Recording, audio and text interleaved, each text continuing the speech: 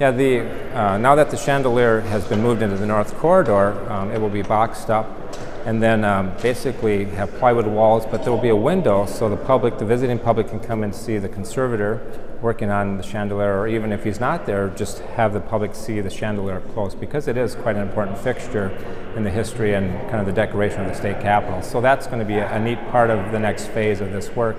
And the other part of it, the most important part, is just to clean the chandelier. There's a layer of dust and grime on every chandelier bead, so that's going to take a lot of work, a lot of effort to make it sparkle, as it would have in 1905 when it was first turned on. It went really well, and the important part of that was all the planning involved. We had done a test run in June to see how the hoist to lower the chandelier worked, and that worked fine, and we wanted to investigate the condition of the chandelier, and basically we concluded at that time it just needs a good cleaning.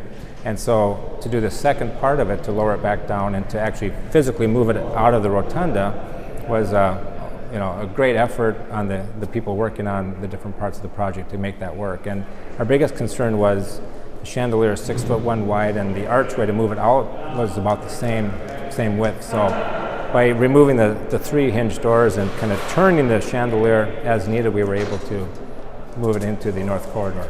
So there's always concern that you get to a certain point and it's like, oh, now we have to back up. And so the biggest concern I had wasn't necessarily it being lowered and detached from the chain it was originally attached to, but getting it through the archway.